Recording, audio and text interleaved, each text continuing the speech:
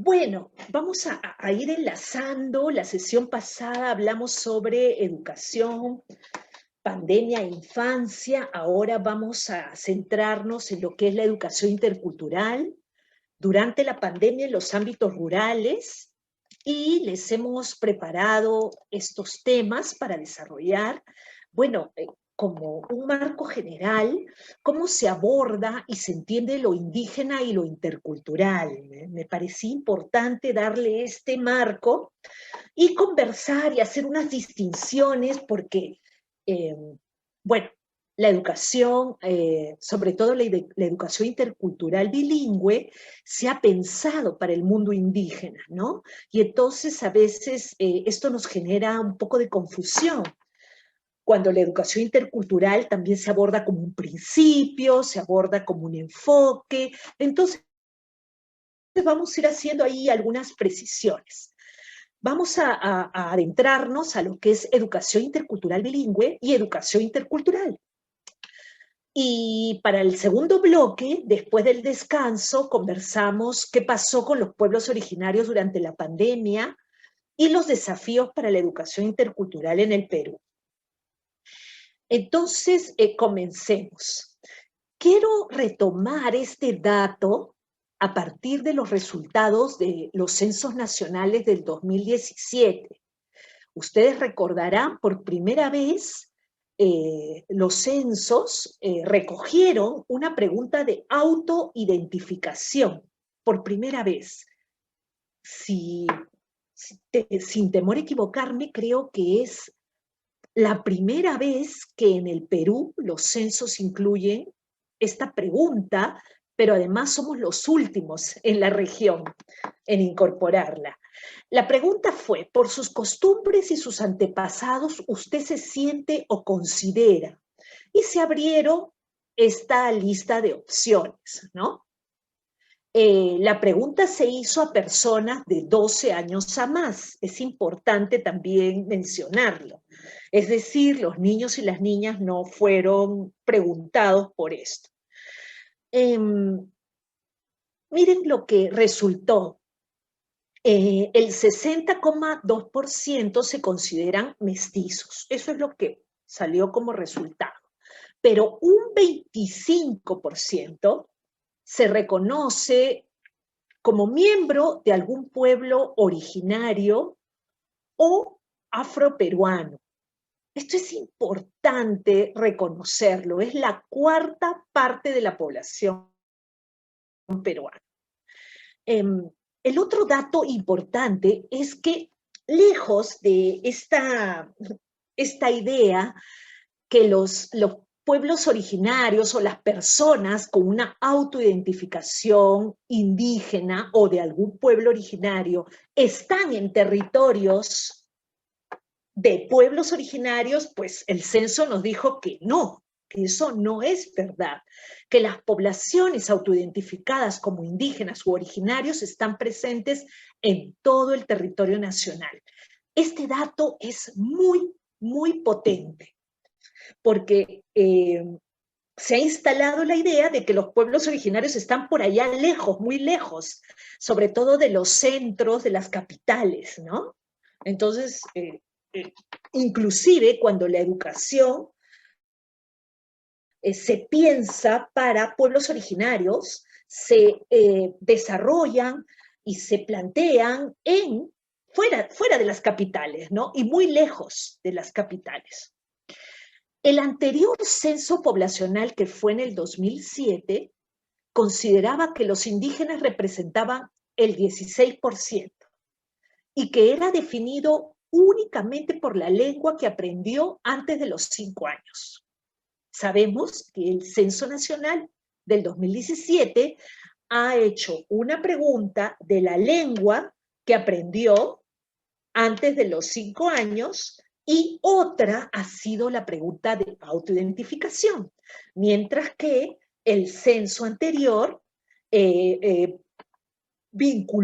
convirtió en sinónimo lengua con pueblo originario, que es otra representación muy instalada en nuestra sociedad.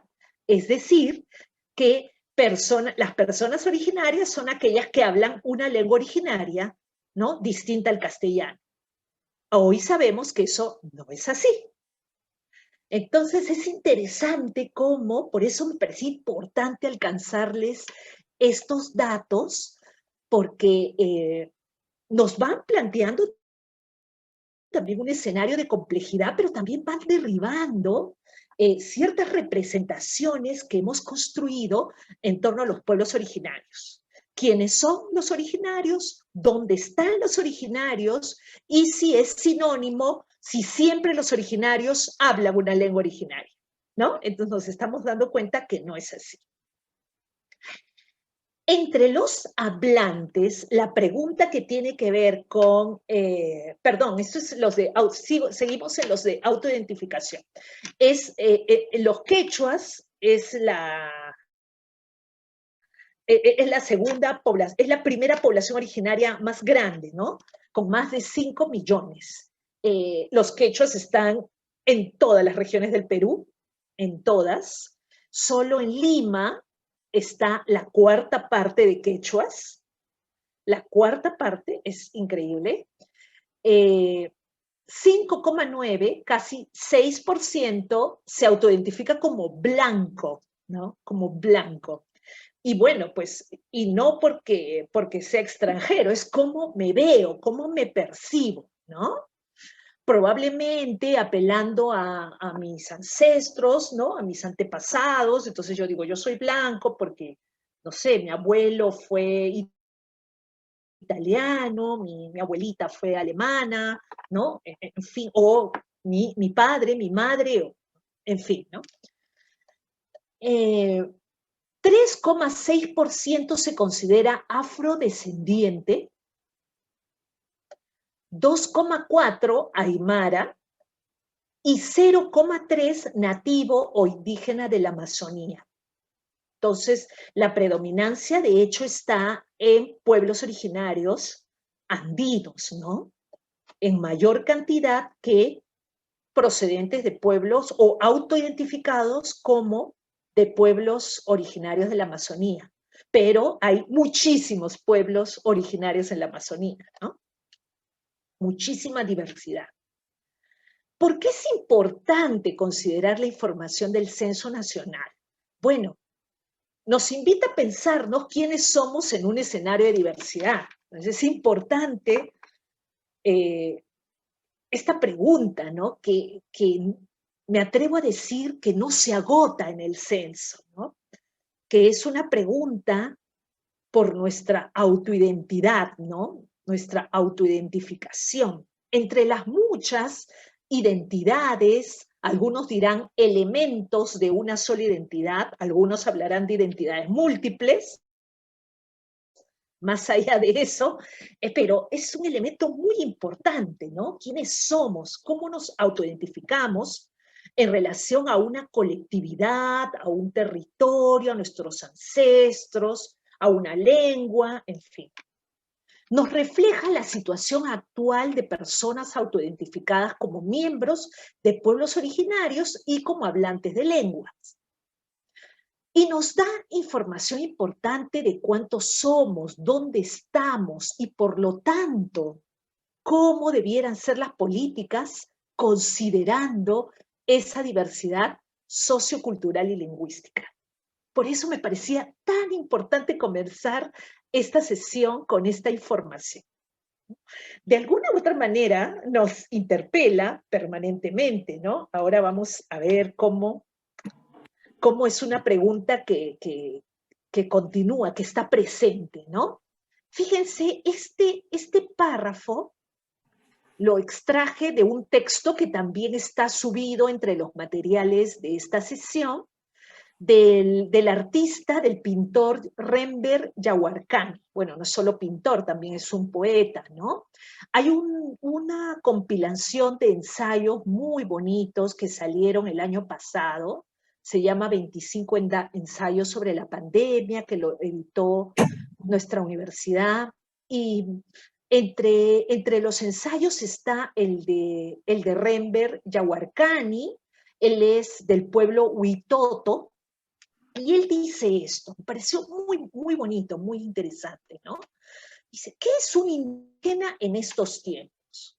Es una persona que conoce su pasado, lo respira, lo vive, lo disfruta, se siente orgullosa de él y lo comparte, que tiene una misión y una responsabilidad con sus ancestros, que lucha y busca mejorar las condiciones de vida de su comunidad, que guarda sus mitos, historias, leyendas y cantos como un diamante invaluable, que se entristece y lucha para que su pueblo no esté al borde de la extinción, que respeta, protege y escucha a sus ancianos, que clama un lugar en la historia del país, que tiene ilusiones, que cree que el país cambiará para bien, que al fin tendrán un gobierno que realmente los incluya, que protesta cuando sus conocimientos son apropiados y manipulados por agentes externos, que no se avergüenza ni reniega de su pasado, que protege su espacio natural.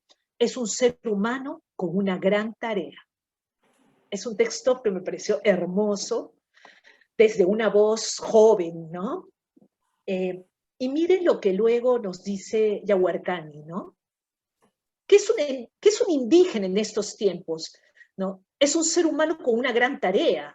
Si usted no es indígena, le invitamos a ser indígena y a construir algo nuevo, un país más grande, fuerte, más digno, donde nos sintamos orgullosos de haber hecho algo para cambiar nuestro espacio y nuestro mundo. Quería traerles esto, vinculándolo a la pregunta de autoidentificación, porque hay muchas discusiones en torno a qué cosa es ser indígena, ¿no? Y lo que plantea el maestro Renber Yahuarcani es interesante, ¿no? Nos habla de poder optar, poder decidir si queremos o no ser indígena. Esto no es de ahora, esto ya viene con una corriente de pensamiento de hace varias décadas, ¿no? 2 décadas tal vez, un poco más, sobre decidir, ¿no? En tanto nacidos en este territorio que fue colonizado, ¿no? A un territorio al que algunos le llamarán Abya Yala, ¿no? Habrán escuchado ustedes, eh, que es la denominación en alguna lengua de algún pueblo originario, este, no de esta parte del territorio, del gran territorio, pero algún pueblo centroamericano, y, y que desde esta corriente de pensamiento podemos decidir, ¿no? Autodenominarnos indígenas, ¿no? Reivindicando precisamente nuestros orígenes más remotos, ¿no? Quiero dejarlo ahí, problematizarnos un poco en torno a esto. Obviamente no es algo que uno decide, pues, se acuesta y despierta autoidentificado. Obviamente es una construcción, ¿no? Uno mismo va encontrándole sentidos a estas autoidentificaciones, ¿no? Como vamos también autoidentificándonos ser mujer, ser varón, y son autoidentificaciones que van cambiando y transformándose en el tiempo, que van cobrando nuevos sentidos, ¿no? Y bueno, de la misma manera, esto está planteado, ¿no? En la construcción de nuestras identidades, muy en particular en territorios que vivieron colonizaciones tan fuertes, tan violentas como ocurrió aquí, ¿no? Esto para dar pie al tema de las culturas en nuestros territorios. Hay una mujer muy interesante que se llama Catherine Walsh. Ella tiene una amplia producción en torno a todo lo que es interculturalidad, es de las, digamos, de una de las estudiosas más notables en Latinoamérica en torno a, bueno, desde estudios culturales, ella está como con un pie en todo lo que es estudios culturales, pero también en los estudios decoloniales. Y desde esa postura, desde su postura epistemológica, ella tiene una producción muy rica. Yo he colocado uno de sus artículos que contiene estos esquemas, estos diagramas de Venn que les voy a mostrar, y lo van a encontrar también en los materiales de la sesión. Y de una manera muy sencilla, pero muy clara, nos va aproximando a estos conceptos, ¿no? Como el de multiculturalidad, que lo grafica de esta manera, ¿no? Asumimos que existe una cultura dominante y esto lo vamos a encontrar en todos los países que han vivido una colonización. En nuestro caso, en este territorio, 500 años, más de 500 años, con una cultura que se ha instalado, una cultura dominante, eh, que existe junto con culturas que están subordinadas, ¿no?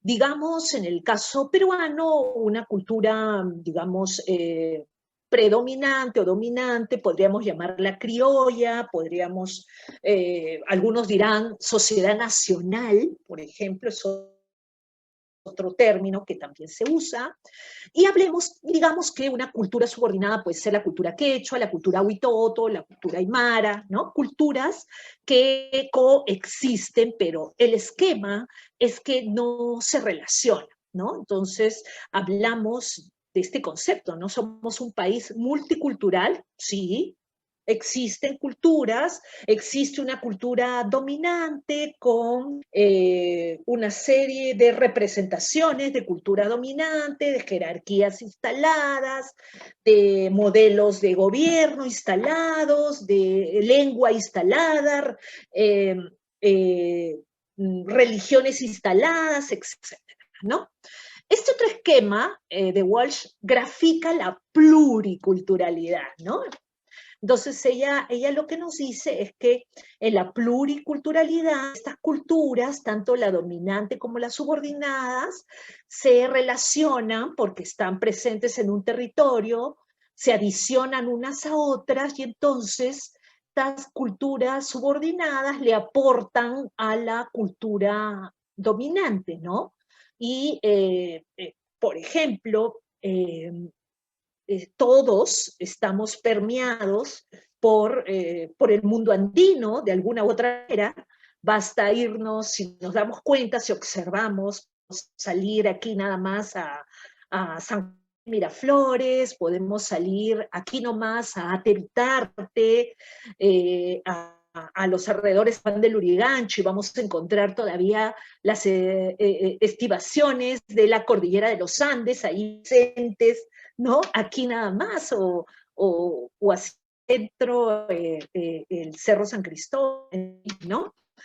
Y nos damos cuenta que geográficamente está la cordillera presente, pero culturalmente estamos permeados, no sé, por la cultura, como expresión musical, como lengua, como estamos incluso dentro de nuestra habla castellana cotidiana, en nuestros usos de la lengua castellana, palabras, ¿no? Que están, palabras quechuas que hablamos, pero no solo eso, sino disfrutamos otras manifestaciones de esas culturas llamadas subordinadas, y disfrutamos y están presentes y gozamos las danzas y encontramos palabras quechuas y aprender, en fin, ¿no? Es solamente para dar algunos ejemplos, ¿no? Pero el esquema es este, ¿no? Culturas subordinadas que le aportan a esta cultura dominante. En la interculturalidad, que es este tercer esquemita, fíjense que las culturas tienen el mismo tamaño, es decir, todas las culturas tienen el mismo estatus, si se quiere, no está jerarquizada una sobre otra, están en la misma proporción y medida, y se relacionan entre todas, ¿no? Se vinculan y están aquí relacionándose, ¿no? En todos los sentidos, ¿no? Esto es el esquema de la interculturalidad como Walsh nos ofrece. Y bueno, ustedes pueden leer el artículo completo, es del 2011, me parece, pero totalmente vigente, ¿no? Antes de pasar a lo siguiente, ¿no? Yo quería dejar planteado esto porque colocándoles algunos elementos sobre lo que somos como país, nuestra diversidad, el significado de lo indígena o los significados de lo indígena y cómo es que vamos entendiendo las maneras en que se relacionan las culturas en nuestro país, ¿no? Eh, eh, nuestros discursos ya están llenos de estos términos, ¿no? Están presentes en la academia, en las ciencias sociales, están presentes en los discursos que fundamentan las políticas sociales, ¿no? Y en el caso de la educación, hay una educación intercultural que se ha planteado para nuestro país reconociendo la... Pero también hay una educación intercultural bilingüe que se ha planteado para los pueblos originarios hablantes de lenguas distintas al castellano, ¿ya? Entonces, quedémonos con estos marcos, con estas referencias conceptuales y vamos entrando a educación. Por favor, si ocurre algo, no se me escucha, no tengan pena en avisarme sí, porque no logro abrir mi chat en este momento. Ah, comentarios, excelente, excelente, gracias. Sí, vayan colocándolos cuando quieran, porque ahora entramos en un rato a la conversa. Voy midiendo mi tiempo, eso sí. Ok. Entonces, fíjense, la educación intercultural bilingüe, la EIB, eh, es, digamos, toda una estrategia, una, una deriva dentro de la educación, dentro de las políticas educativas, eh, que tiene un fuerte impulso más o menos desde el año 2011. Si bien hay políticas, antes le decíamos EBI, Educación Bilingüe Intercultural, con antecedentes desde la época de la reforma de Velasco, 1972, por ejemplo, fue la primera política de EBI, de Educación Bilingüe Intercultural, en el marco de la reforma educativa de Velasco. Podemos decir que recién desde el 2011 se viene impulsando sostenidamente, ¿no? Y con un interés particular desde el Ministerio de Educación, ¿no? Por eso hago la referencia de Salas, de Patricia Salas, que fue en aquel entonces la ministra del sector y quien le tocó asumir este gran impulso, ¿no? Ella luego ha escrito al respecto, ¿no? Nos dice que la EIB es una estrategia para la lucha contra la pobreza y la exclusión. Vamos relacionando estos términos y si se dan cuenta, asume a priori que si no ha habido oportunidades para la educación de los pueblos originarios, entonces ellos y estos pueblos se mantienen en la pobreza y en la exclusión, ¿no? Es esta idea bastante aceptada y consensuada en la sociedad peruana y en Latinoamérica, que la educación es una vía para salir de la pobreza y la exclusión. Entonces, si educamos a los pueblos originarios considerando su lengua y su cultura, ellos van a poder tener un mejor lugar en la sociedad, van a salir de esa pobreza y de esa exclusión. Esa es de alguna manera la premisa que fundamenta las políticas de educación intercultural bilingüe de estos últimos años.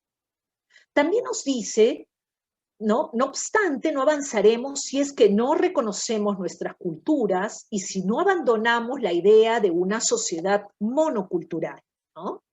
O de que las culturas son estáticas, o de que hay culturas buenas y malas, mejores y peores, ¿no? Es decir, esta idea de sociedad nacional que si existen otras culturas, pues están allí.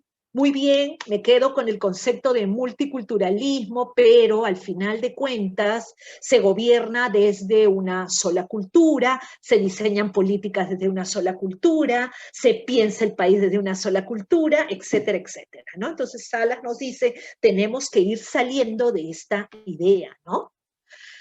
El impulso a la política tuvo como un actor muy importante a la Defensoría del Pueblo. Ellos levantan el famoso informe defensorial 152 en el 2011, previamente un trabajo intenso de organizaciones nacionales, internacionales. UNICEF, por ejemplo, cumple un rol muy importante con recursos, pero además con un programa muy largo que había tenido como 7 años antes para ir impulsando desde las regiones la EIB para, digamos, retomar y fortalecer experiencias de décadas.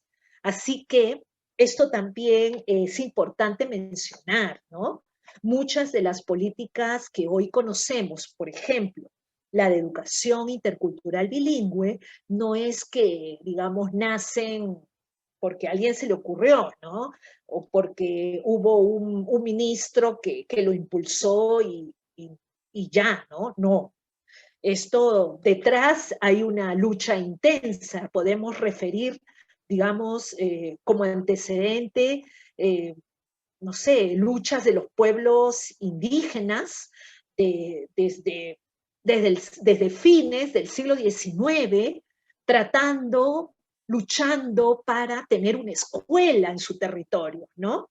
Bajo la idea de que, bueno, mis hijos, mis hijas indígenas quieren educarse, ¿no?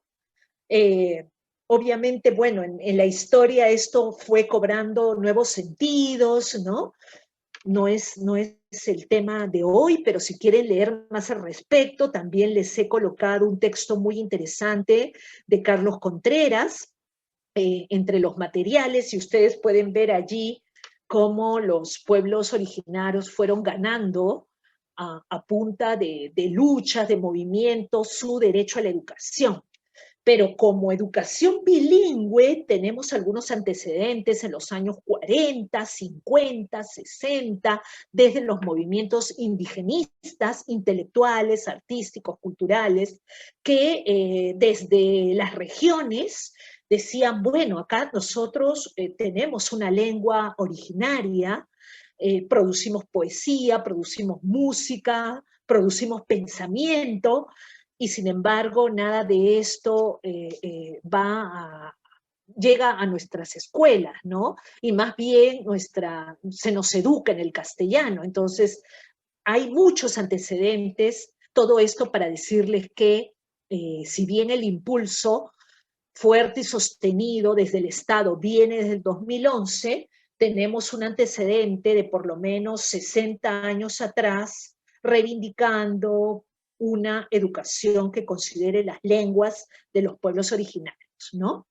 La Defensoría del Pueblo levanta este informe para poder hacer todas las recomendaciones al Estado peruano y al nuevo gobierno de aquel entonces, Ollantumala, del presidente Ollantumala, para que se desarrolle una política de educación intercultural bilingüe pensada en niños, niñas, niños y adolescentes que tienen, ya sea como primera lengua o como segunda lengua, una lengua originaria, ¿no? Es decir, eh, pueden tener una lengua, digamos, de herencia, pero no la hablan, sino hablan en castellano, pero conocen, hablan o entienden una lengua originaria como segunda lengua. O el otro caso, hablo mi lengua originaria, pero también tengo un cierto conocimiento del castellano, que es lo que se ha evidenciado a través de la educación intercultural bilingüe. Hay niveles de bilingüismo y en las poblaciones originarias, niveles de castellano. Como que también hay personas que solo hablan su lengua originaria, pero son las menos, ¿no? Entonces, la EIB, la educación intercultural y bilingüe, nos dice Salas, es el reconocimiento de un derecho, del derecho de los pueblos originarios, pero es también una apuesta para lograr un país que derrote la discriminación, la violencia y la segmentación, porque es capaz de dialogar y entenderse en medio de la diversidad, ¿no? Entonces, es interesante desde cómo se concibe, ¿no?, la educación intercultural bilingüe para pueblos originarios. ¿Cuánto se ha avanzado? Bueno, hay avances muy importantes desde el 2011. Más o menos se pudo identificar, y no se vayan a olvidar de los datos del censo, por favor, pero se identificó que hay más de 1.200.000 niños, niñas, adolescentes, jóvenes que hablan alguna de las 48 lenguas originarias y pertenecen a uno de los 54 pueblos originarios. Bueno, ahora son 55, ¿no? Del total, ¿no? Estamos hablando que si hay más o menos al 2019, en la matrícula 2019, más o menos 6 millones, de esos 6 millones, más de 1.200.000 hablan una lengua originaria, ¿no? Pero ¿dónde están? ¿Dónde están estos estudiantes? ¿No? Están en más de 26.000 instituciones educativas, que a propósito de la política de educación intercultural bilingüe, se tornaron en instituciones educativas EIB. No es que se construyeron otras, simplemente se renombraron, ¿no? Si una escuela está en un territorio, por ejemplo, Huitoto, esa escuela ahora, a partir de la política, es una escuela EIB. Por lo tanto, debe tener una serie de características y parte de la política es que cuente con un docente EIB, cuente con material EIB, siga una pedagogía intercultural, tenga un acompañamiento pedagógico, etcétera, etcétera, ¿no? Lo cierto es que en la totalidad de escuelas, la política no ha podido acompañar a todas, ¿no? Hay una priorización de instituciones educativas con acompañamiento. Esto es información de los reportes de la Dirección de Educación Intercultural Bilingüe al 2019. Hoy, 2021, no hay ni una escuela acompañada, EIB, ni una, ¿ya? Pero esta es la información, lo que se avanzó hasta antes de la pandemia. Bueno, ¿y cuántos maestros hay? Se estiman que hay 94.572 docentes en estas escuelas, ¿no? Docentes que también, ¿no? Así como una escuela se renombró como institución educativa EIB por estar en territorios de pueblos originarios, el docente que trabaja en esa escuela también se convertía en un docente EIB, aunque no tuviera la formación en educación intercultural bilingüe, que hoy es una especialización.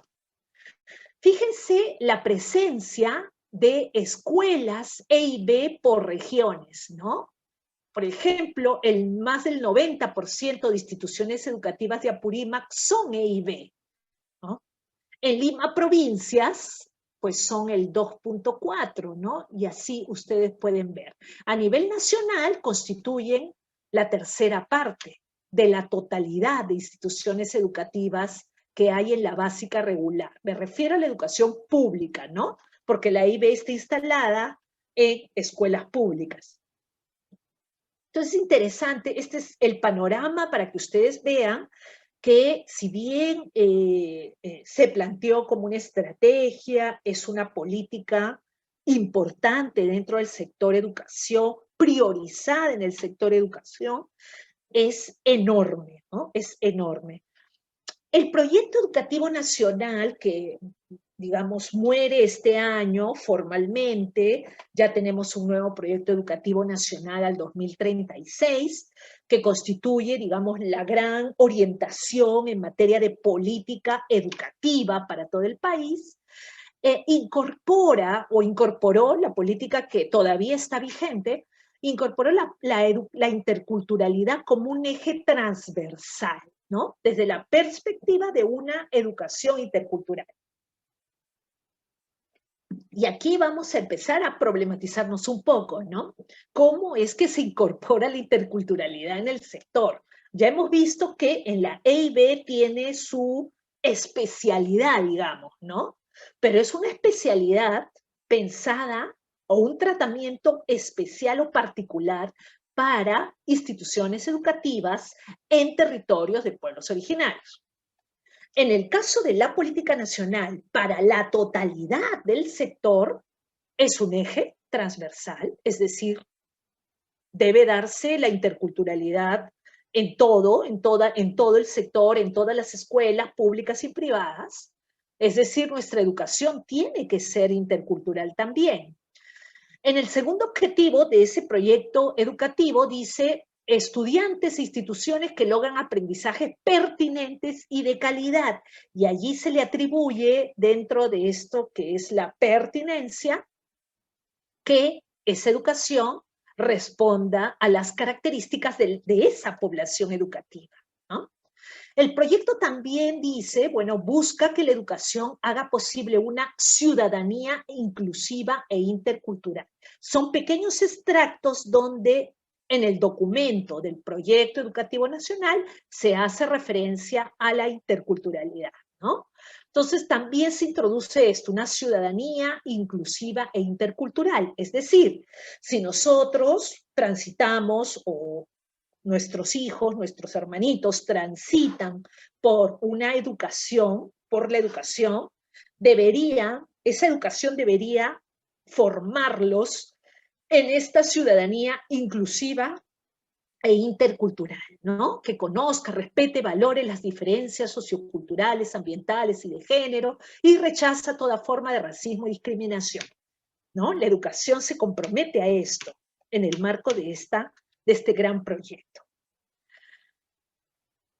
En el convenio sobre pueblos indígenas y tribales, el convenio 169, que nosotros tal vez más lo identificamos por lo de consulta previa, tiene articulado algunos artículos muy interesantes referidos a la educación. Hago mención al artículo 27 y voy a poner en contexto. Este convenio del año 1989, suscrito por el Estado peruano, lo que va a hacer es comprometer a los estados a destinar esfuerzos, recursos, políticas que favorezcan a los pueblos indígenas, ¿no? Aquí se habla indígenas y tribales porque también hay un acápite para los pueblos, digamos, no contactados o que viven bajo lo que se le denomina tribus, ¿no? Pero bueno, más allá de estas nominaciones, lo interesante es que el Estado peruano tiene un compromiso en relación a dar cumplimiento de este convenio en nuestro territorio. Por lo tanto, también debiera comprometerse a lo siguiente en materia educativa. Dice que los programas y los servicios de educación destinados a los pueblos interesados deberán desarrollarse y aplicarse en cooperación con estos, a fin de responder a sus necesidades particulares. Deberán abarcar su historia, sus conocimientos y técnicas, sus sistemas de valores y todas sus demás aspiraciones sociales, económicas y culturales. La autoridad competente deberá asegurar la formación de miembros de estos pueblos y su participación en la formulación y ejecución de programas de educación, con miras a transferir progresivamente a dichos pueblos la responsabilidad de la realización de estos programas cuando haya lugar. Además, los gobiernos deberán reconocer el derecho de esos pueblos a crear sus propias instituciones y medios de educación, siempre que tales instituciones satisfagan las normas mínimas establecidas por la autoridad competente en consulta con estos pueblos y deben facilitarles los recursos apropiados.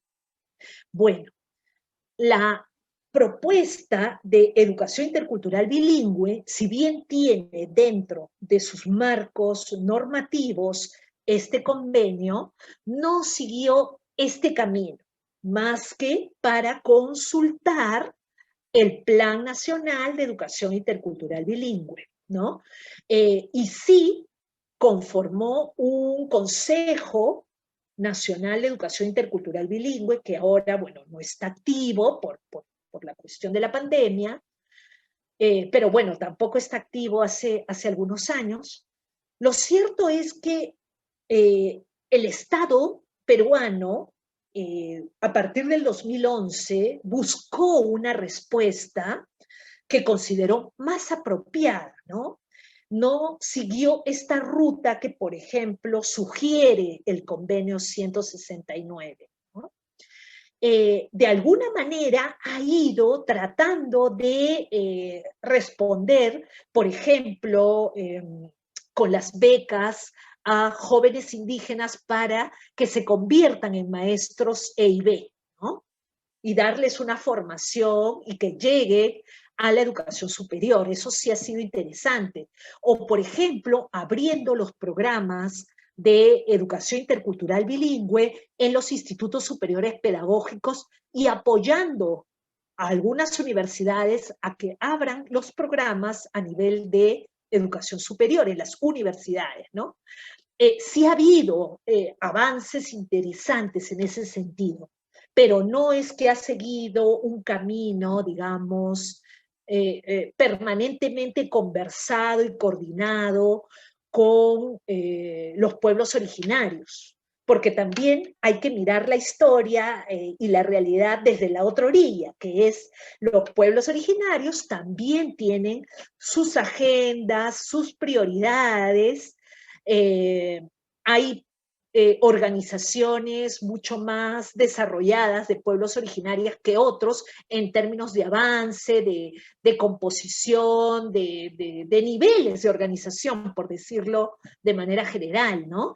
Entonces, tampoco es que se tiene aquí en el Perú un movimiento fuerte, monolítico, integrado, que está luchando por la educación intercultural, ¿no? Para sus niños, sus niñas, sus jóvenes. Tampoco es esa la realidad del Perú, ¿no? Entonces hay que mirarlo en el contexto integralmente, ¿no? La EIB ha ido dando sus pasos, ya transcurrieron 10 años, tal vez sea buen momento de ir evaluando qué giros hay que dar, ¿no?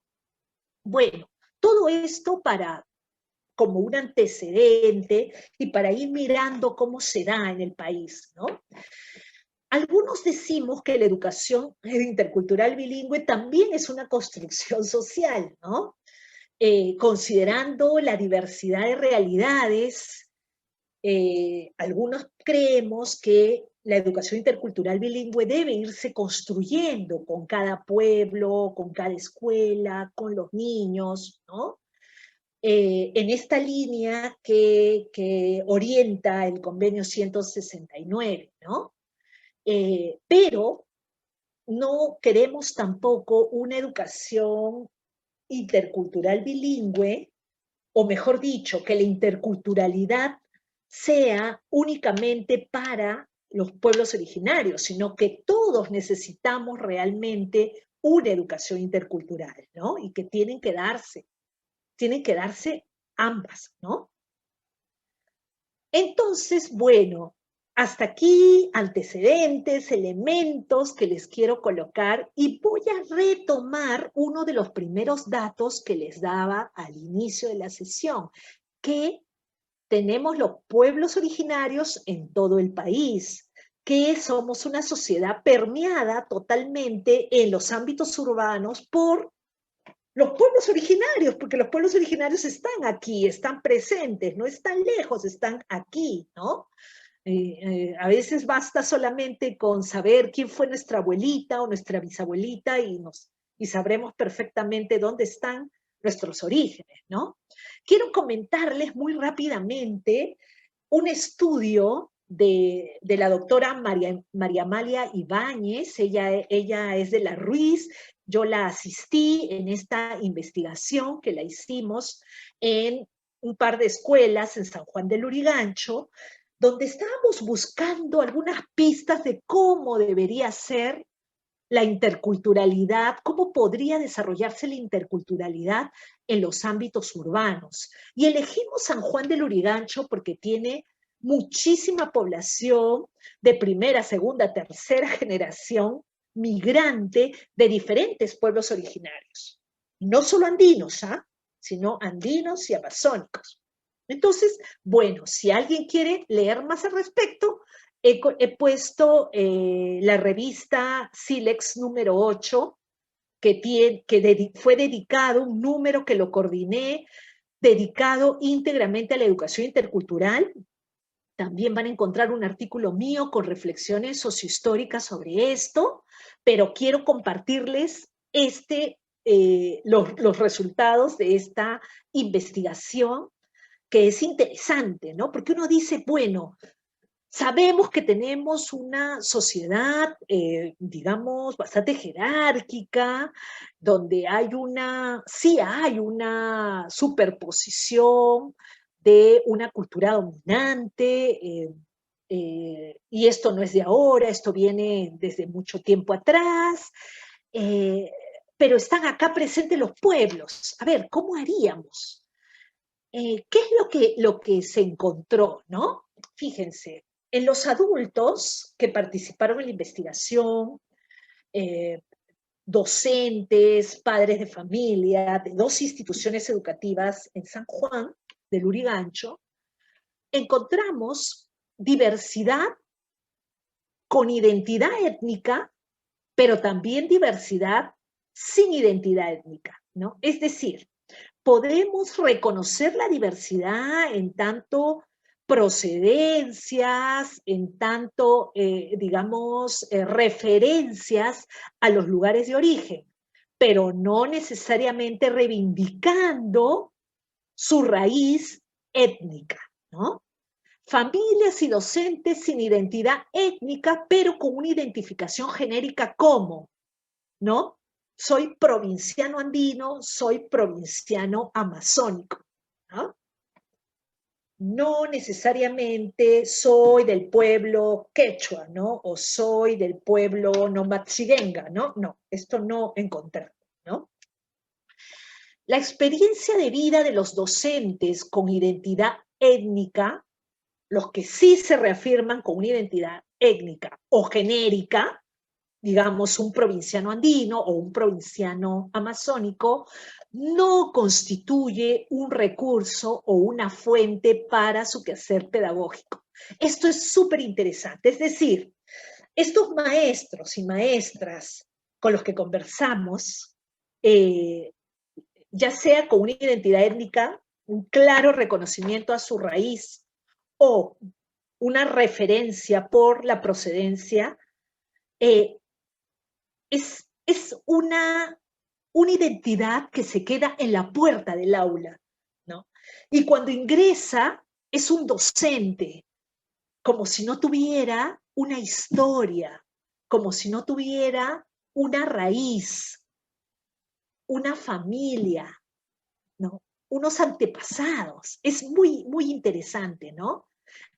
Simplemente eso queda fuera, no constituye ni un recurso, ni siquiera como un valor o un referente en su quehacer pedagógico. Los directivos y docentes son conscientes de la diversidad cultural de las familias y promueven actuaciones. Esto es muy común en las instituciones educativas. Quienes son maestras y maestros pueden dar referencia, y se hacen actividades muy hermosas por la celebración, el aniversario de la escuela, por el día, nosotros asistimos al Día de la Madre para observar, ¿no? O, por ejemplo, inclusive para las celebraciones del llamado Día del Campesino, y se hacen bailes, danzas, poesías, pero carentes de contenido, ¿no? Es decir, como una, una folclorización de las prácticas y de la riqueza cultural de estos pueblos, ¿no?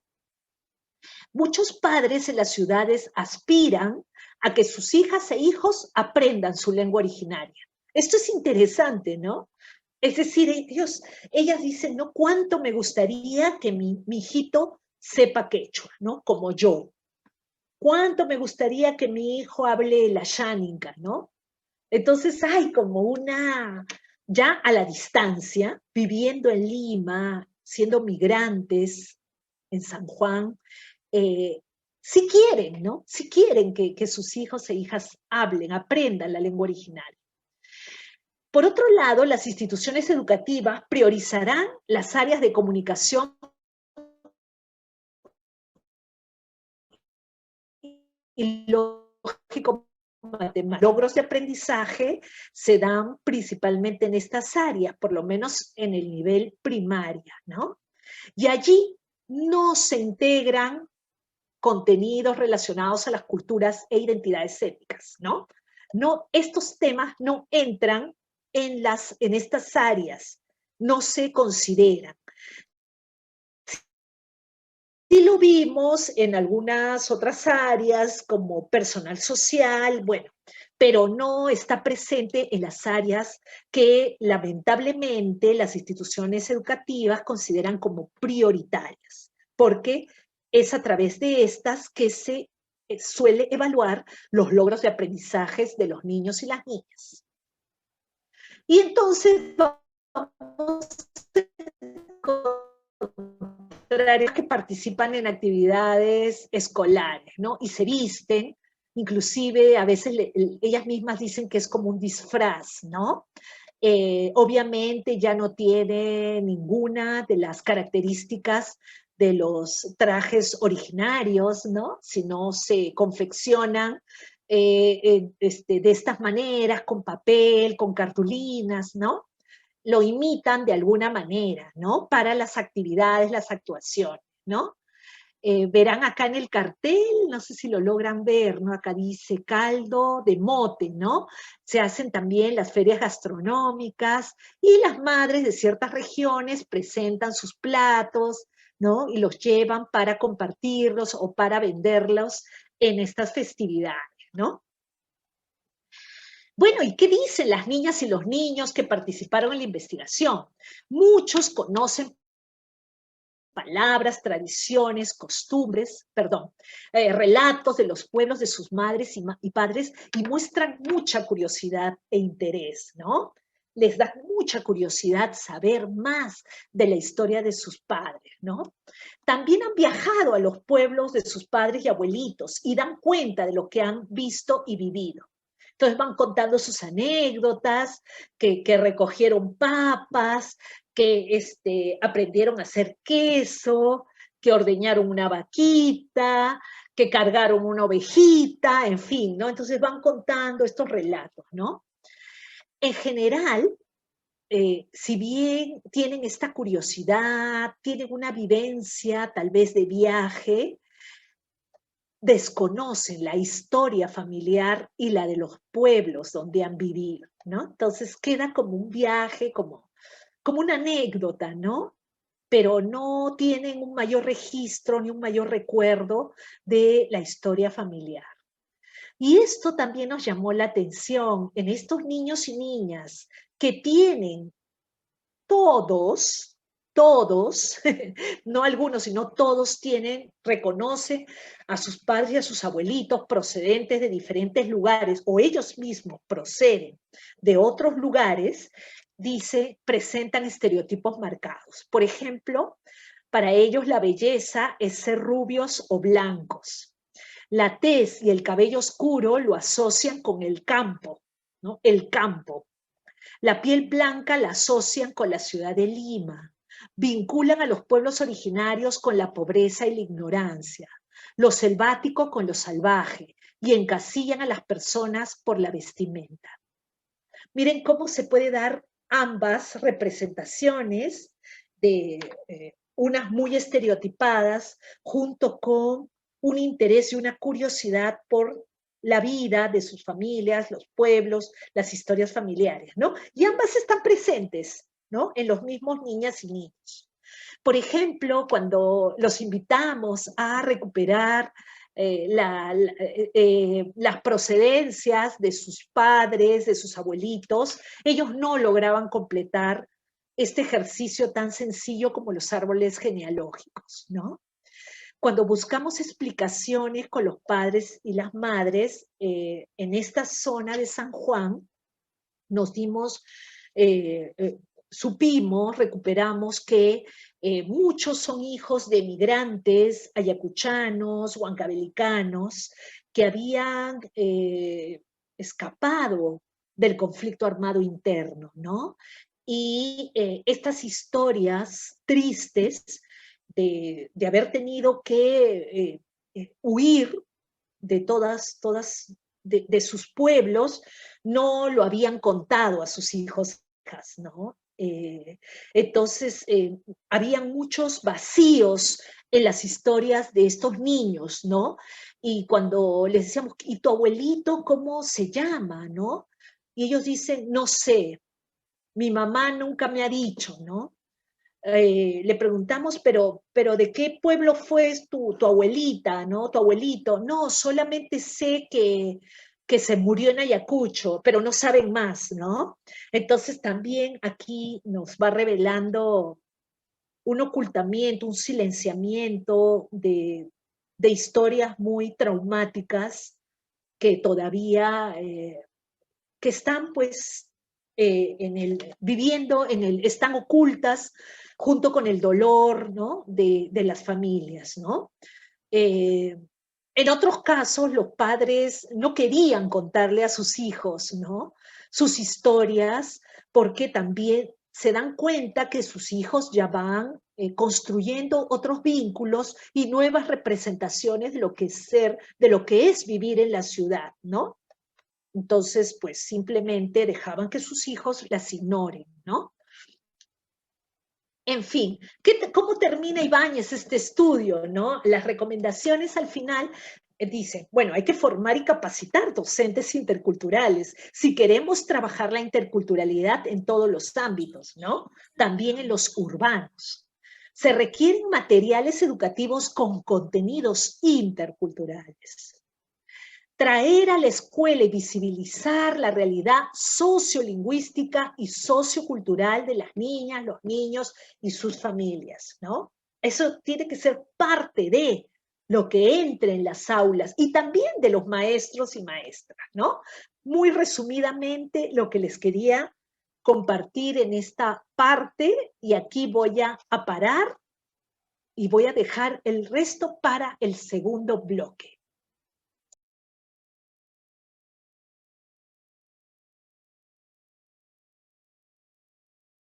Vamos a intentar ir problematizando un poquito esto de la interculturalidad y la educación intercultural bilingüe para profundizar la reflexión, ¿no? Finalmente de eso se trata este curso, ¿no? Ir dejándoles pistas, elementos que los motiven, que los interesen, que los lleven también a algunas otras exploraciones, ¿no? En sus carreras o en lo que hacen, ¿no? Voy a compartir algunas fotos a partir de la investigación que yo trabajé para mi tesis doctoral con comunidades de Apurímac, Ayacucho y Huancavelica, porque creo que hay aquí algunas cosas interesantes para ustedes en torno a cómo se viene considerando y valorando la educación intercultural y la educación intercultural bilingüe en estos ámbitos, ¿no? ¿Cómo se da finalmente la educación allí? Miren, este es un aspecto que a mí me parece bien interesante no perder de vista, ¿no? O sea, no es tampoco que la educación intercultural tiene, digamos, una temática en particular para desarrollar en las escuelas, ¿no? Cuando María Amalia Ibáñez hablaba de la necesidad de, digamos, ir introduciendo la vida de los niños, de los padres, incluso de los maestros, dentro del aula, sus historias personales, sus historias familiares, las de sus pueblos, tiene que ver con eso, ¿no? Tiene que ver con lo que vive o lo que ha vivido la comunidad. Esta foto la tomamos en Anchihuay Sierra, una comunidad pequeña de unas cuatro familias en el distrito de Anchihuay, en La Mar, Ayacucho. Este es el viejo local de la escuela. Sé que no se puede ver bien, pero en este lugar, durante el periodo 88-92, el ejército, durante el conflicto armado interno, pues lo usó para descansar, para guardar sus pertrechos, ¿no? Y entonces, pues no hubo escuela, ¿no? Porque el ejército iba muy seguido a esta zona, había una columna senderista que incursionaba cada rato y mataba a la gente, ¿no? Entonces, eh, aquí estuvo el ejército, incluso hay una escrito con la punta de un clavo, dice al medio, recuerdo de la Fuerza Armada, ¿no? En esta pared que todavía se conserva como un local para guardar herramientas, ¿no? En la comunidad. Y entonces lo traigo porque también la historia de los pueblos está atravesado en muchos casos por estas historias, ¿no? Estas historias de la ocupación, del dolor. Anchihuay perdió mucha gente en este conflicto armado, ¿no? Eh, Fue una zona, digamos, de ataques de alta intensidad, ¿no? Eh, ha hecho todo lo que es el trabajo por la recuperación de la memoria, ¿no? Y nada, lo coloco como una foto, como una imagen que también expresa lo que le pasó a la escuela, ¿no? Lo que le pasó de alguna manera, a este sueño que es podernos educar, ¿no? Una comunidad que esperó tanto por tener una escuela, ¿no? Y, y bueno, tiempo no hubo clases allí, ni para la primaria, ¿no? Y la secundaria llegó hace 3 años, ¿no? A pesar que había muchos jóvenes sin poder estudiar, ¿no? Este es otro aspecto que tiene que ver más con las prácticas, ¿no? Ustedes lo comentaron también en la sesión anterior, ¿no? Me parece que Berta, y comentaba cómo estas prácticas militaristas que vienen desde la época de la instrucción, de la instrucción, junto con una serie de aprendizajes que tenían que tener los niños eran comportarse disciplinadamente, ¿no? Y la disciplina se equiparó a estas cosas, ¿no? A hacer la fila, ¿no? A hacer la columna con el grito militar, ¿no? Y aquí están, son los estudiantes de la secundaria de Anchihuay Sierra, del año 2018, ¿no? Cómo es que se tienen que formar, ¿no? Esta institución educativa, la primaria y la inicial, está considerada como E y B. Y bueno, la secundaria, en cuanto a E y B a nivel de secundaria, no se ha expandido mucho todavía. Recién se está desarrollando, ¿no?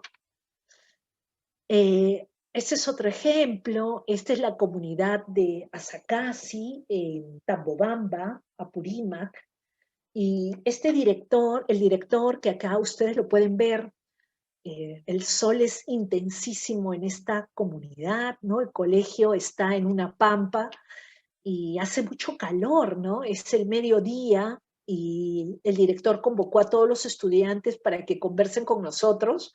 Nos arrepentimos el haberlo hecho de esta manera, pero los formó con un látigo en la mano, ¿no? Y aquí está el director, no sé si logran ver, pero tiene un látigo, ¿no? Un latiguillo ahí en la mano, ¿no? Sí se ve. Sí, es esta como, es muy Lindo. común, ¿no? Muy común Sí, en ciertas instituciones educativas, ¿no? Pero también comunidad es esto, ¿no?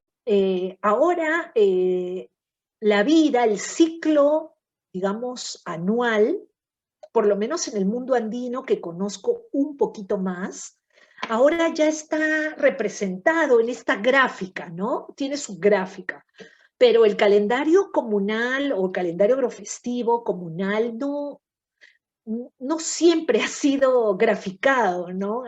Eso está, digamos, en, está en la mente, está en el corazón de las personas, ¿no? Ahora, en esta escuela, en este caso la primaria de Anchihuay, la 38868, lo ha puesto aquí, está sobre la pizarra, ¿no? Curiosamente está tan arriba de la pizarra que ya no se puede ver, ¿no? Y, y entonces, pues aquí está graficado el ciclo, ¿no? El ciclo de la vida, ¿no? Lo que hace la comunidad durante todo el año, ¿no? En época de lluvia y de seca, ¿no? Y ahora, para la formación, perdón, para la educación intercultural bilingüe, el calendario tiene un lugar muy importante dentro de una pedagogía intercultural. Recuerden que la EIB ha sido pensado para los niños y las niñas, niños y adolescentes de los pueblos originarios. Por lo tanto, en las escuelas consideradas EIB se intenta reconstruir donde no existe la gráfica, digamos, así, de esta manera representado, las autoridades de la institución, con los docentes, los padres, reconstruyen y grafican el calendario, ¿no? Y debe ayudarle a los docentes a ir desarrollando las unidades didácticas en cada mes, ¿no? Entonces aquí ya se sabe lo que hace la comunidad y toda esta dinámica de vida, todo este ciclo de vida puede ser pedagogizado en las aulas, ¿no? Esto es ahora, algunos dicen que es un instrumento, ¿no? Entonces, se considera de esa manera, como un recurso o un instrumento pedagógico para el trabajo en aula, ¿no? Esta otra foto lo tomé en el inicial de Anchihuay Sierra. Este niño se llama Jomer, en ese tiempo tenía 3 años y en el aula, en una de las sesiones, la maestra trabajaba una unidad de clase en relación a la tierra, ¿no? La siembra. Y entonces Jomer llevó su chaquitaja hecho por su papá, se la confeccionó su papá, que está hecha a su tamaño, ¿no? A su cuerpo. Es pequeñita, pero no es tal cual la chaquitaja, digamos, en el tamaño en que lo suelen usar los varones principalmente, pero él lo lleva, ¿no? Y lo lleva así para demostrar cómo él abre la tierra, abre los hoyos en la tierra para colocar las semillas, ¿no? Entonces es muy bonito, muy interesante cómo sí es posible que estos contenidos vayan ingresando, incorporándose al aula, tal vez dentro, en el marco de este ciclo de vida de la comunidad, ¿no? Pero también encontramos esto en las paredes de la secundaria, ¿no? Les decía que en inicial y en primaria En el caso de Anchihuay Sierra, sí están declaradas esas escuelas como E y B, más no la secundaria. Y encontramos en el aula, es un aula multigrado de secundaria, donde estudian tanto de primero como de segundo.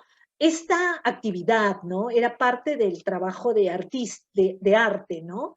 En donde la profesora había llevado unos dibujos de esta princesa, ¿no?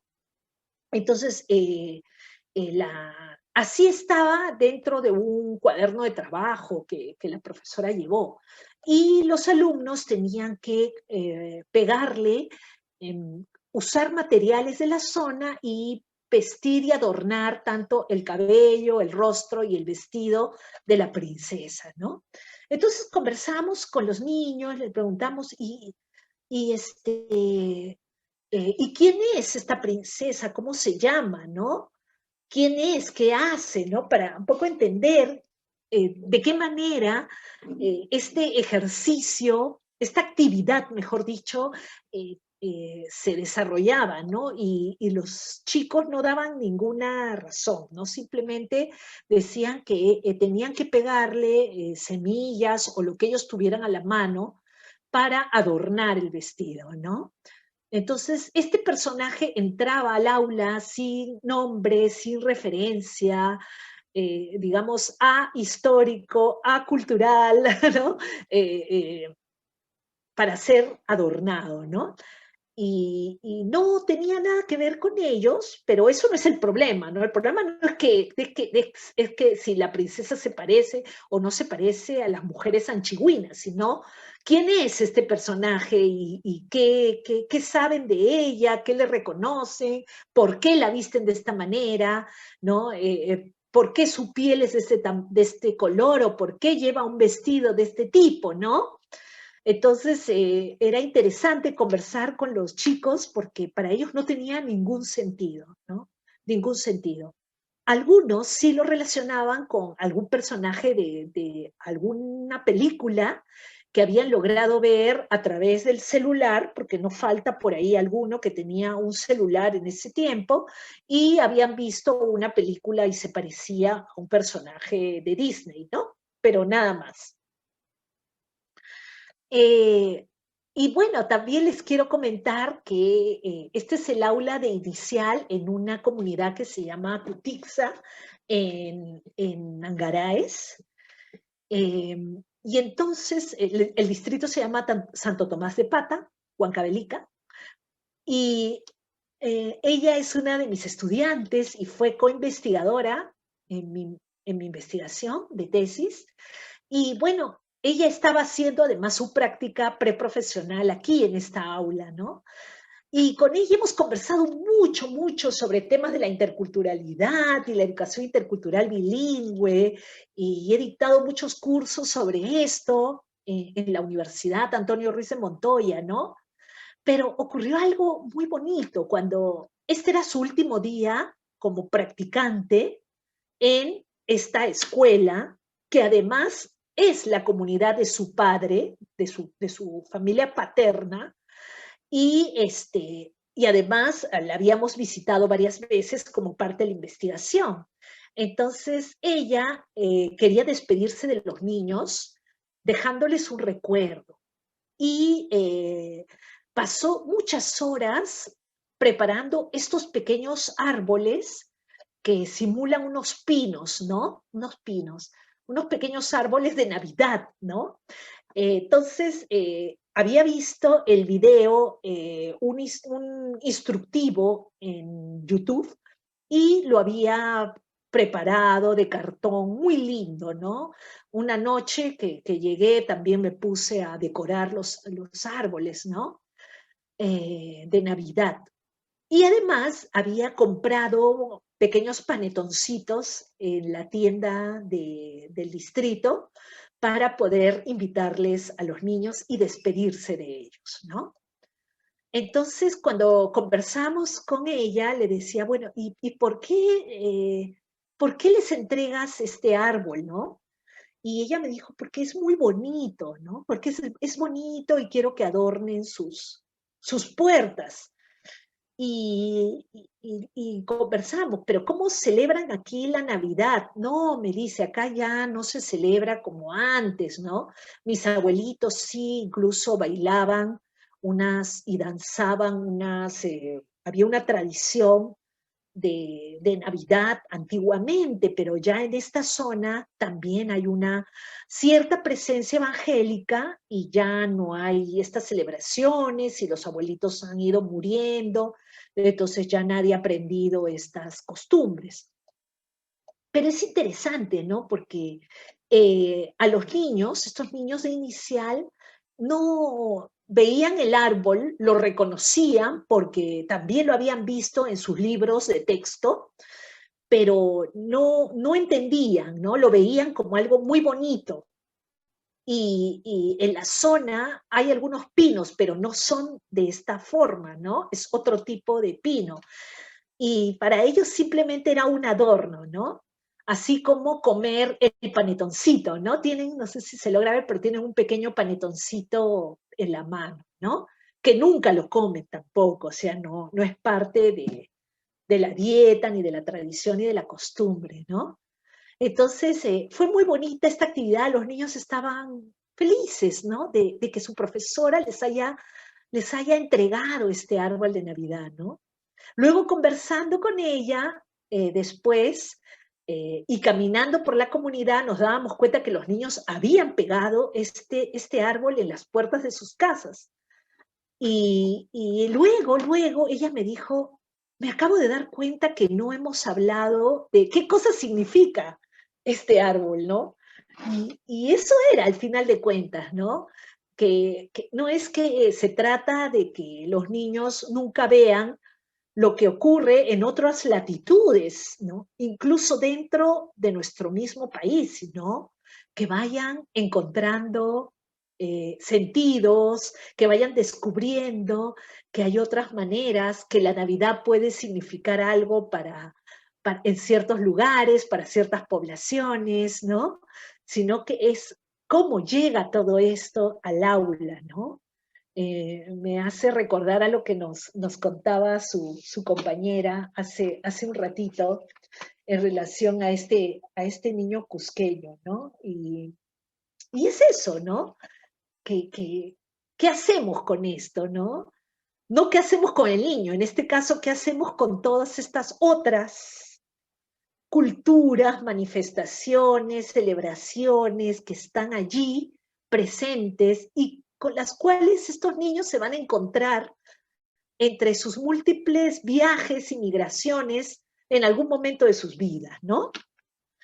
Bueno, aquí quiero ir ya cerrando porque creo que uno de los aspectos más interesantes a plantear dentro de la educación y la educación intercultural tiene que ver con estos ámbitos de desarrollo de la vida de las niñas y los niños, ¿no? Como es la familia y la comunidad.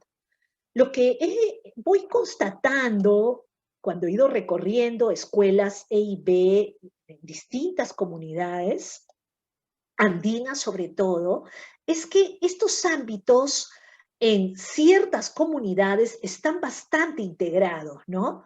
Me atrevo a colocar en líneas punteadas las diferenciaciones, ¿no? Las separaciones de cada ámbito, ¿no?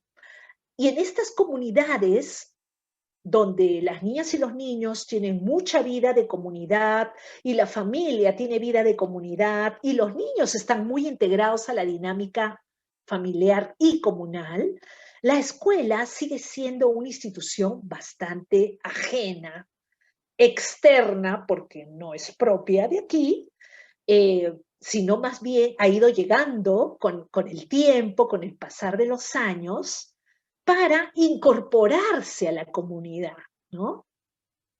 Entonces aquí sucede algo, ¿no? Esta escuela funciona bajo la dinámica del sistema educativo, tiene que hacer posible el servicio, hay un sistema aquí donde que opera, tiene que lograr ciertos objetivos, tiene una finalidad, una misión, una visión, etcétera, etcétera, ¿no? Pero esta comunidad tiene otra dinámica, otra forma inclusive de relacionarse, de vivir, de trabajar. Y esta institución que es el Estado en su forma más cercana, llega, ¿no? Llega a esta comunidad. Creo que uno de los retos más grandes de la EIB es esta proximidad, ¿no? ¿Qué tanto, qué tan cerca, tan lejos está de esta comunidad? Me atrevo a decir que en los ámbitos urbanos, aunque no siempre, me parece que aquí los ámbitos de desarrollo de los niños y niñas son un poquito más compartimentalizados, ¿no? Están en un ámbito de la familia y las familias, digamos, tienen un lugar en sus comunidades, en sus barrios, digamos que en sus urbanizaciones, pero menos integrados, ¿no? Porque, digamos, en la comunidad amplia, digamos, es un espacio común de las familias, pero no necesariamente actuamos directamente sobre esta comunidad, sino mediado por los gobiernos, ¿no? Por un gobierno local, ¿no? Pero en ciertos ámbitos periurbanos, las familias tienen una mayor integración a la comunidad, ¿no? Entonces, no es para generalizar, simplemente quiero marcar algunas diferencias y algunas distinciones con los ámbitos rurales, ¿no? En todo caso, de todas maneras, en los ámbitos urbanos hay más presencias del Estado a través de diferentes sectores y servicios que van a llegar tanto a las familias como a las comunidades. Y la institución educativa es una institución más dentro de estos escenarios, ¿no?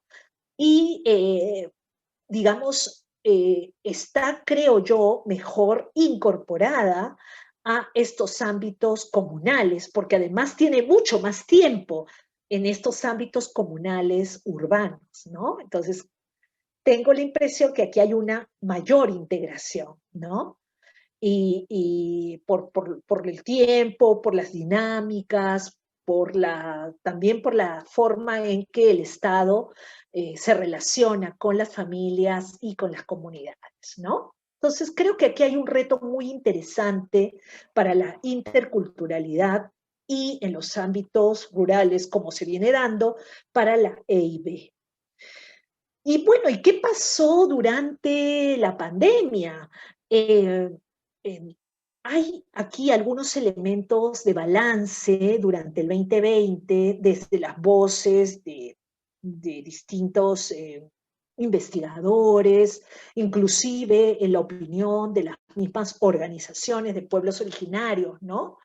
Se considera que, digamos, a las escuelas de los ámbitos rurales llegó pues una atención tardía e insuficiente, que no se visibilizó a los pueblos originarios, que se desconoció a las organizaciones representativas de estos pueblos. Hubo una afectación desproporcional en los pueblos originarios, ¿no? Ellos también tienen una cultura que fueron afectados, ¿no? Digamos, de otras maneras, podríamos decir, ¿no?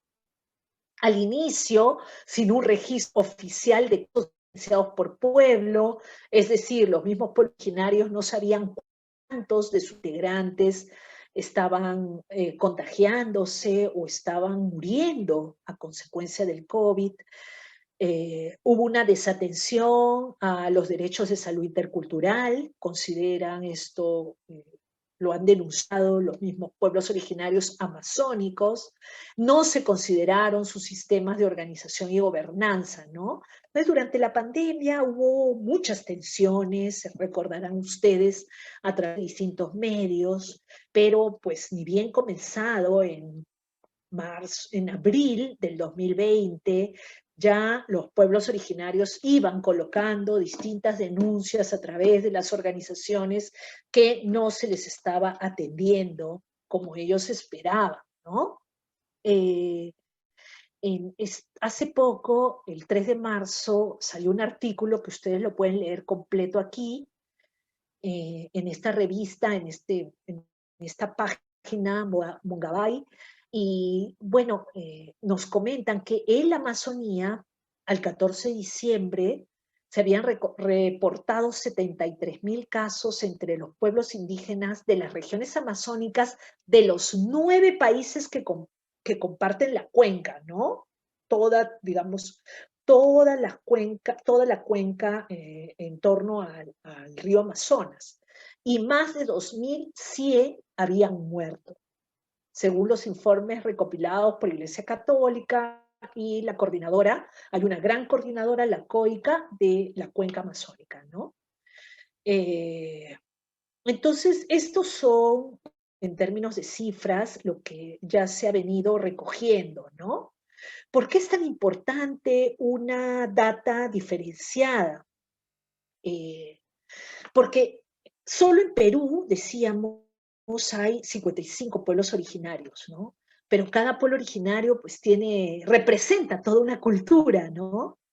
Y la pérdida de sus miembros a veces representa la pérdida de gran parte de todo su acervo, de todo, digamos, de todo su legado como pueblo ancestral.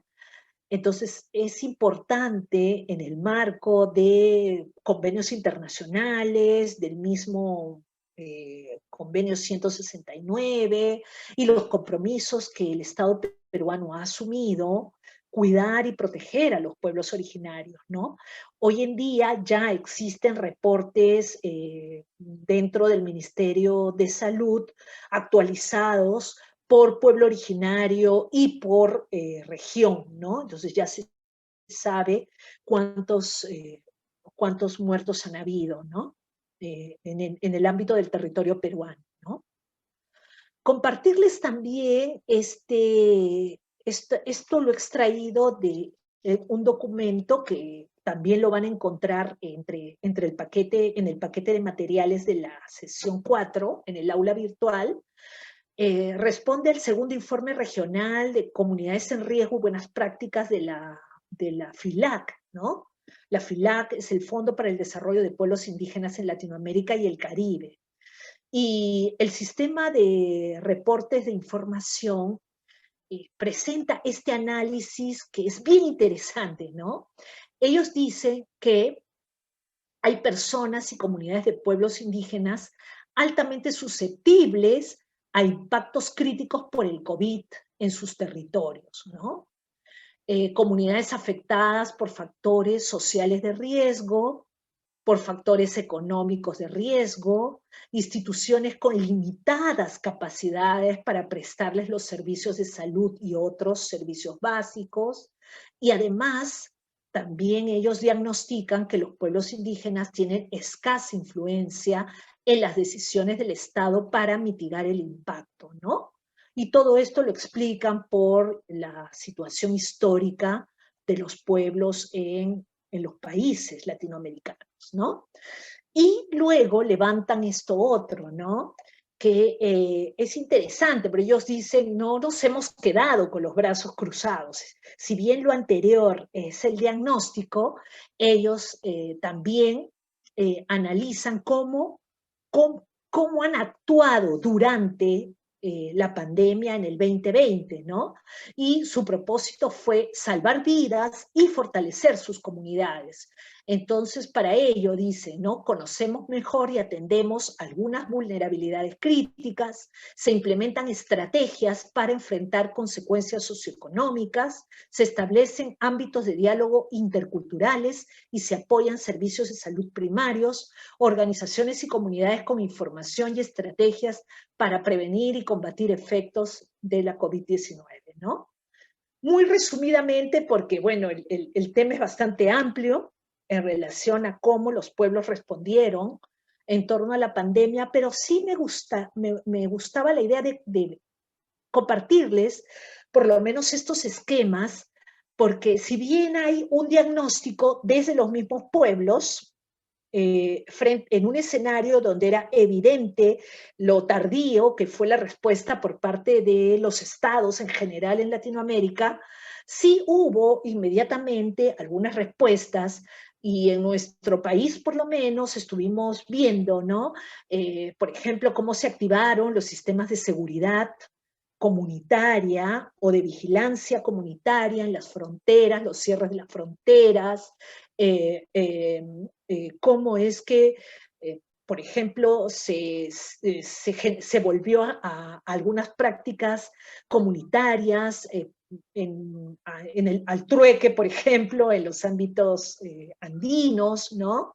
Cómo se tomaron las medidas de seguridad para no dejar morir las ferias de intercambios de productos, cómo se controlaron las salidas de sus productos a los mercados locales, provinciales, en fin, ¿no? O cómo se fueron generando algunas recetas desde la salud comunitaria, desde sus propias experiencias, como remedios, como paliativos frente a los contagios, en fin, ¿no? Entonces es interesante colocar aquí, digamos, pueblos activos, proactivos, frente a su situación, ¿no?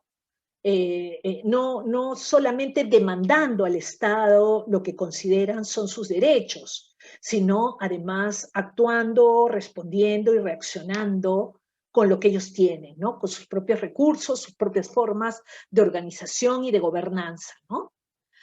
Bueno, y tenía toda la intención de pasarles este pequeño video, pero ustedes lo pueden ver. Es de Comunica Amazonía, es muy lindo, es un pequeño documental de 15 minutos que responde a esto. ¿Qué pasó con la educación de los niños rurales del país, no? Y en este pequeño documental ustedes van a ver la respuesta desde los niños, desde los maestros y desde los mismos padres de familia, las realidades de los pueblos de la región San Martín, ¿no? Entonces es interesante porque mucho de esto ya lo saben ustedes, las dificultades con la conectividad, pero además cómo muchos niños y niñas tuvieron que asumir una labor más intensa en la vida de la comunidad, en la vida familiar, para la subsistencia, ¿no? Entonces es interesante cómo también las niñas, sobre todo, tuvieron que asumir adicionalmente más labor doméstica, porque esto suele suceder en la mayoría de los pueblos originarios, las mujeres en los cuidados de los otros, de los hermanos, asumiendo labores domésticas, además de la chacra, la provisión del agua, etcétera, ¿no? Entonces, ¿cómo vivieron ellos este año 2020, ¿no? El video lo muestra de una manera muy bonita, muy real, muy cruda también, pero creo que bastante amplia, ¿no? Me parece interesante que lo veamos, ¿no? Pero ustedes lo pueden ver y lo conversamos ahora, ¿no? Por su parte, Naciones Unidas, pues ellos siempre van a lanzar recomendaciones en el marco de todas las convenciones y compromisos que tiene el país. Dijo, ¿no? Hay que asegurar el acceso a la educación de la niñez y juventud indígena, proveer las herramientas necesarias para el aprendizaje a distancia, en cooperación con docentes, autoridades, apoyar sus iniciativas, en fin, ¿no? Siempre el discurso desde la oficialidad, desde las Naciones Unidas, va a ser de apoyo, de movilización hacia los pueblos originarios, pero, digamos, las capacidades instaladas en nuestros países no siempre lo han hecho posible, pero además también existen muchas barreras y limitaciones en las políticas sociales para que esto realmente sea posible, ¿no? Es decir, una tensión desde, digamos, la interculturalidad como principio, como enfoque, ¿no?